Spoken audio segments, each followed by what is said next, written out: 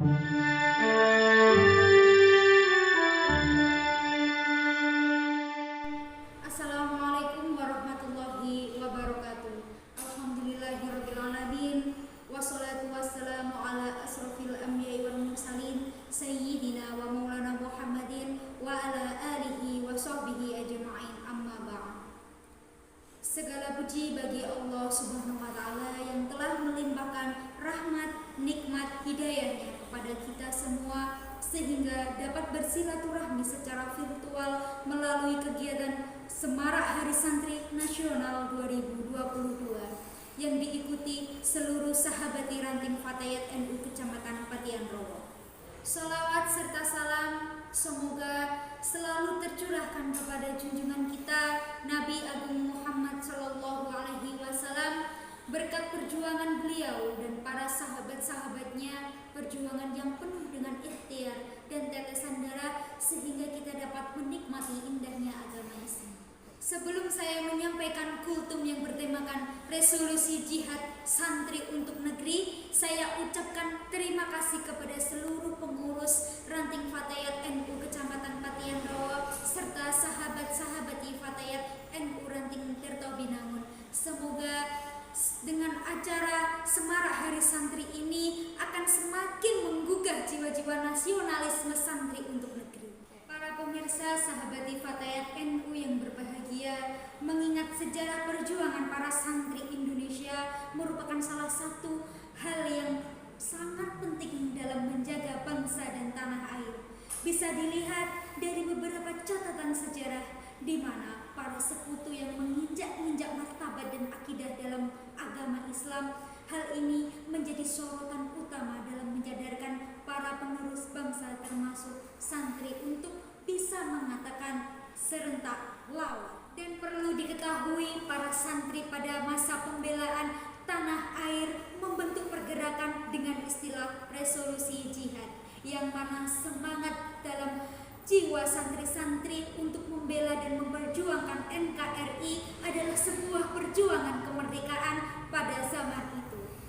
Para santri memperjuangkan mati-matian menyusun strategi untuk melumpuhkan para sekutu. Dari sunnah Rasulullah Sallallahu Alaihi Wasallam menjadi catatan dalam sejarah peperangan Rasulullah Sallallahu Alaihi Wasallam dalam membela agama Islam di beberapa peristiwa seperti Perang Badar dan Perang Uhud, yang dimana perang diikuti oleh kaum Islam pengikut Rasulullah Shallallahu Alaihi Wasallam sebagai respon perlawanan dari apa yang dilakukan oleh kaum kafir yang telah menghalangi dakwah Islam, bahkan mengancam semua perihal kejayaan Islam saat itu. Maka tidak ada cara lain selain melakukan peperangan untuk membela dan menegakkan ajaran agama Allah, yaitu agama Islam. Pemirsa dan sahabati Fatayat NU dimanapun berada, dalam konteks sejarah ini bukan menjadi alasan kita untuk mengambil keputusan bahwa peperangan boleh dilakukan berlandasan pembelaan yang mana dikarenakan ada alasan tertentu. Dalam konteks peperangan ini juga disebutkan bahwa sebuah pertahanan dari serangan kaum kafir yang telah memerangi kaum muslim dan agama Allah. Maka dari itu kita sebagai umat muslim diwajibkan untuk menjaga agama Allah yang tertulis dalam hadis riwayat Abdullah bin Abbas radhiyallahu anhu. Rasulullah Shallallahu Alaihi Wasallam bersabda, "Jagalah Allah, niscaya Dia akan menjagamu. Jagalah Allah, niscaya kamu akan mendapatinya bersamamu. Jika kamu mempunyai permintaan, mintalah kepada Allah. Jika kamu membutuhkan pertolongan, maka minta tolonglah kepada Allah. Ketahuilah, seandainya seluruh manusia bersatu untuk memberi manfaat dengan sesuatu, mereka tidak akan dapat melakukannya kecuali dengan sesuatu yang telah Allah tetapkan untukmu. Dan jika mereka bersatu untuk mencelakakanmu dengan sesuatu, maka tidak akan dapat melakukannya kecuali dengan sesuatu yang telah Allah tetapkan untukmu." Hadis riwayat At-Tirmizi.